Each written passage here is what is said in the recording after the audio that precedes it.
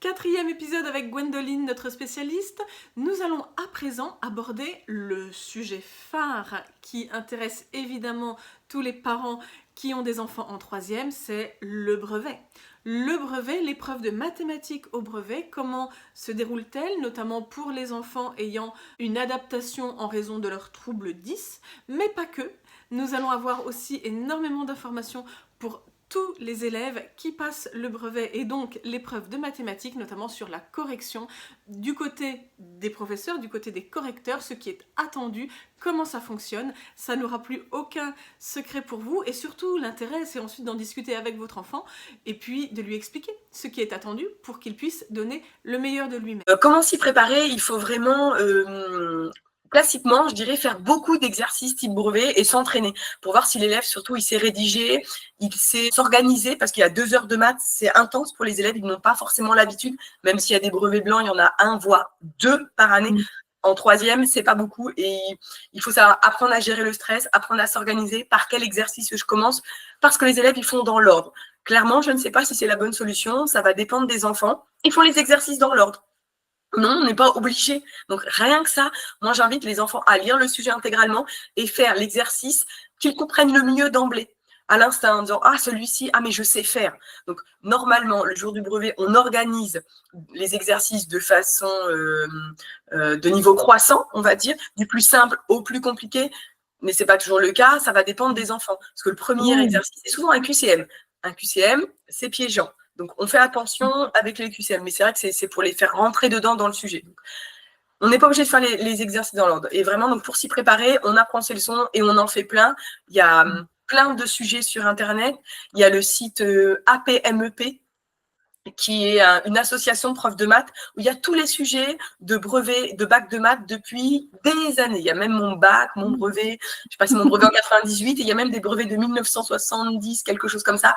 Donc vraiment, on peut retrouver tous les anciens brevets. Le mieux, c'est de faire des brevets des dernières années parce que les brevets changent souvent.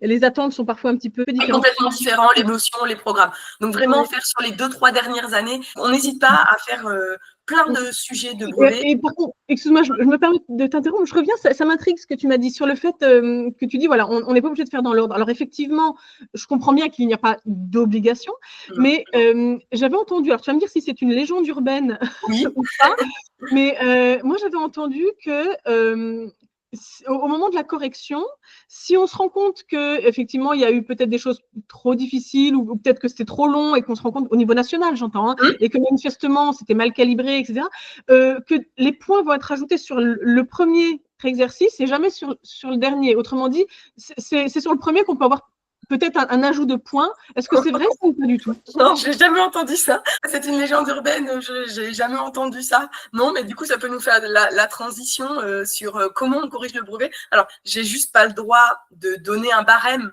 parce que c'est soumis au secret professionnel, on nous le dit bien, chaque année, les corrections sont confidentielles, on doit en parler à personne. Donc, je ne peux pas vous dire le barème, mais par contre, je peux vous dire comment ça se passe, nous, en tant qu'enseignants. On est convoqués. Sur 2 jours. Le premier jour, on a une petite réunion avec un chef de centre, c'est pas un chef d'établissement, on va dire, c'est un prof de maths qui a été à la commission du barème du brevet. On a des commissions avant, entre le moment où l'élève passe le brevet et nous, enseignants, où on va corriger. D'ailleurs, on va corriger dans un autre établissement. On ne corrige jamais dans le nôtre. On est convoqué vraiment sur un autre. Souvent, moi, j'ai été convoquée à 30-45 minutes de mon établissement où j'enseigne. C'est volontaire, c'est pour pas que nous corrigions nos propres élèves.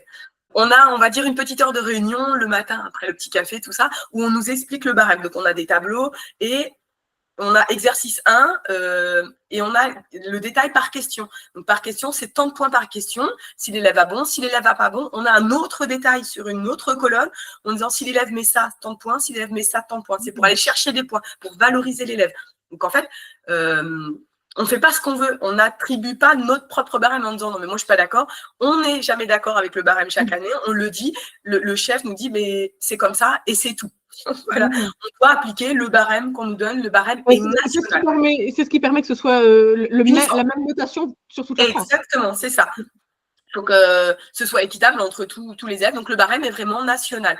Une fois que cette petite réunion est terminée, on passe en revue chaque exercice du brevet, chaque question d'ailleurs du brevet est passée en revue. Après, chacun corrige où il veut. On est dispatché dans différentes salles. Soit on reste avec le chef de centre, soit on va dans d'autres salles pour s'isoler pour ceux qui ont besoin de calme. On a un paquet de copies, on en a environ 35 à peu près. S'il y a des absents, eh bien, on récupérera le paquet de copies des absents. Les copies sont anonymées, voilà. Et on va dans une salle et on corrige avec notre feuille de barème à côté et puis notre paquet de copies. Alors là aussi, il y a 2 teams. Soit on a une team qui corrige une copie intégralement. Donc, voilà, on n'a pas le droit de mettre des annotations. On a aussi le droit de mettre qu'un petit tiret pour dire qu'on a vu la page. Et c'est tout. Et sur chaque en-tête du copie, on doit mettre exercice 1, tant de points, exercice 2, tant de points, exercice 3, tant de points, et la note finale. Comme ça montre qu'on a vu tous les exercices. Et il y a l'autre team, qui est la mienne, on corrige exercice par exercice. Donc, les exercices 1 de mes 35 copies. Comme ça, j'apprends le barème par cœur. Je gagne en rapidité. Et comme ça, je vois les différentes erreurs entre telle et telle copie. Et après, je passe à l'exercice 2, tac, toutes mes copies. Exercice 3, toutes mes copies, etc. jusqu'à la fin. Voilà. Et à la fin, quand j'ai fini mon paquet de copies, je rentre les notes sur un site spécialisé. Et voilà. Et c'est tout. Et c'est seulement après, quand toutes les copies ont été corrigées, il y a des harmonisations après pour savoir si l'élève a son brevet ou pas, une fois qu'il y a toutes les notes de rentrée. Est-ce que tu peux nous dire, toi, de ton expérience de correctrice, quel effet ça te fait quand tu vois une copie claire, propre, bien écrite, soulignée, sans rature, et quand tu vois une copie écrite très difficilement, alors parfois par des enfants qui ont beaucoup de mal, on ne leur en veut pas, mais le résultat est très compliqué à lire. Parfois, là-dessus se rajoutent des ratures. Parfois, ça sera… Bon, quel effet ça te fait et quel impact ça peut avoir, même si, évidemment, sur le plan professionnel, j'imagine que tu essaies au maximum de faire abstraction de cela, mais on reste humain, on n'est pas des machines. Quel impact ça a sur toi, ce genre de copie? Il faut savoir qu'on est convoqué à 9h, on commence à corriger nos paquets de copies entre 10h et 10h30. Moi, j'enchaîne, je ne mange pas, par exemple. J'ai juste 2-3 trucs parce que je ne veux pas perdre de temps, je veux rester concentrée, en fait, focus sur mon paquet de copies et on fait quasiment tout ça. Il y a des profs qui prennent 1 heure de pause. Moi, je ne veux pas perdre de temps. Je suis dedans et je me mets dans une bulle. Et la plupart des profs font ça. Comme ça, à 16h, 17h, on a fini max. Oui, max. De toute façon, on a un 2e jour. Voilà. Et c'est ça, exactement. On en a plein la tête. Donc, admettons que ce soit la dernière copie. On a une copie claire, soulignée. Eh bien, on va prendre le temps, même si on est professionnel sur tous les paquets, sur toutes les copies et qu'on ira chercher les points parce qu'il y a un barème qui nous permet d'aller chercher les petits points. Disons que c'est plus facile pour nous au bout de 2 heures de correction où on est humain, on commence à fatiguer. Même si moi, je me lève, je vais marcher, je bois un verre d'eau, je passe aux toilettes, je prends une petite pause quand même de 5 minutes pour me dégourdir les jambes et m'aérer l'esprit à nouveau. On est quand même fatigué. Et donc, quand on a une copie claire, eh bien, on se dit « Ah, c'est agréable. Ah, on peut plus facilement lire, on peut plus facilement décoder le raisonnement. » Et donc, pour aller chercher les points, c'est plus facile. Alors que si on doit tout décoder, on ne sait pas, qu'est-ce qu'il a voulu dire? Oh là là, je comprends rien. Il y a des élèves qui font l'exercice 2, ils font 3 premières questions, puis ils reviennent à la fin sur l'exercice 2, sur la 4e question. Ah mince, je croyais qu'il avait fini. Ah, il faut que je reprenne. En fait, c'est hyper stressant, hyper fatigant, c'est énergivore pour nous. Et du coup, notre attention, comme les élèves, elle baisse forcément. Alors que si on a des copies claires, corrigées, on ne va pas mettre plus de points puisqu'on reste professionnel. On a un barème, on doit le suivre. Mais disons que c'est plus agréable pour nous de corriger 35 paquets, 35 copies, très proprement présentées, très soulignées. Ça va nous mettre beaucoup plus en joie et on sera moins fatigué. C'est important que les parents s'en rendent compte et qu'ils en discutent avec leurs enfants parce qu'au-delà des enfants qui ont de réelles difficultés à l'écrire, on en parlait tout à l'heure, il y a aussi, on ne va pas se mentir, des enfants qui ne font pas forcément l'effort qu'ils peuvent, ils sont dans leur truc, ils comprennent ce qu'ils ont voulu dire et comme tu as remarqué tout à l'heure, ils oublient qu'ils écrivent pour quelqu'un d'autre. Exactement. Et donc, je pense que c'est intéressant quand même que les parents en soient conscients, qu'ils puissent éventuellement en parler ensuite avec leurs enfants, notamment pour les enfants, je le répète, qui n'ont pas cette difficulté et qui sont tout à fait aptes à présenter mieux. Eh bien, de rappeler que le professeur, comme tu l'as dit, j'aime bien ton expression d'aller chercher les points. Le professeur, le correcteur va évidemment tout faire pour aller chercher les points. Et à un moment donné, quand ce n'est pas lisible, avec la meilleure volonté du monde, on ne peut pas aller le chercher, le point. Non, et c'est vraiment dommage. Le maître mot de la correction du barème, c'est valoriser l'enfant. Lorsqu'on a un doute, lorsqu'un professeur a un doute, même en ayant le barème à côté, ça nous arrive fréquemment, on va voir le chef de centre parce que le chef de centre, il a eu des réunions plus importantes d'un point de vue académique, national, avec des professeurs qui ont corrigé des copies spécifiques, on va dire. Donc, ils ont une meilleure visualisation globale du barème. Du coup, on va leur demander, là, je ne sais pas, l'enfant, il a mis ça, je fais quoi? Je mets un point, je ne mets pas un point, je fais quoi? Le maître mot, c'est tu valorises. Tu entends qu'il a voulu dire ça, donc oui, tu mets-lui son point. le but, c'est ça, valoriser. Même si, je prends l'exemple de Pythagore, il a mis, d'après le théorème de Thalès, il y a déjà eu des fois où on n'a pas pénalisé parce que le théorème était très bien appliqué, il y a un mot, voilà, il s'est trompé, c'est pas grave. Ou alors, il fait une faute d'orthographe à Pythagore. Alors, nous, ça nous fait grincer des dents, on se dit, ah là là, on lui a dit de l'apprendre, ce mot-là. Mais bon, allez, c'est pas grave. Parce que tout est bien rédigé, tout est propre. Donc, le but, c'est de valoriser, c'est pas de pénaliser l'enfant.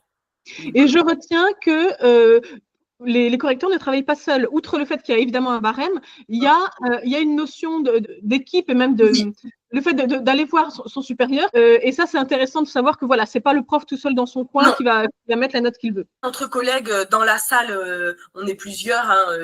Même si on aime bien s'isoler, on est souvent une petite dizaine de profs dans la même salle. On se le dit, t'en es où toi? T'as corrigé tel exercice? Ah là là, moi l'élève il met ça, je sais pas quoi faire. Et donc on se dit, tu mettrais quoi? Tu lui mets quand même les points là. Alors des fois on n'est pas toujours d'accord, mais on se dit, on n'oublie pas qu'on est là pour valoriser l'enfant. On n'est pas là pour vraiment le pénaliser. On est là pour lui dire, bah écoute, on a quand même compris. T'as quand même un certain niveau qui est le socle de compétences. Donc on valorise au maximum. J'invite tous les enfants à écrire un maximum de choses pour que nous on puisse aller chercher ces points et que ça nous mette un peu le doute et qu'on se dise, bon, il a quand même compris. Et alors, moi, j'avais une question supplémentaire, donc en lien avec le point précédent, quand on parlait des outils informatiques pour les enfants qui en avaient besoin. Je me posais la question, ça se passe comment pour le brevet, pour les enfants qui travaillent sur l'outil informatique? Est-ce que le correcteur a la copie d'examen imprimée déjà, ou est-ce que lui doit être aussi outillé et il voit sur un ordinateur ce qu'a fait l'enfant? Comment ça se passe? Alors, moi, j'ai jamais eu de copie où il y avait marqué enfant 10 ou aménagement, par exemple. Je sais que j'ai des collègues qui en ont déjà eu, j'en ai entendu parler sur des forums. En fait, les copies sont imprimées. Les élèves tapent sur ordinateur, ça reste anonyme et en fait, les copies sont quand même imprimées.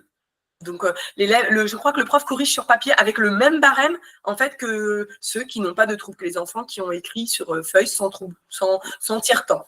En fait, c'est vraiment le même barème, donc ça il faut le comprendre. Hein. C'est pas les aménagements, c'est le tiers-temps. Voilà. La calculatrice, tout le monde a le droit, donc c'est pas un aménagement spécifique.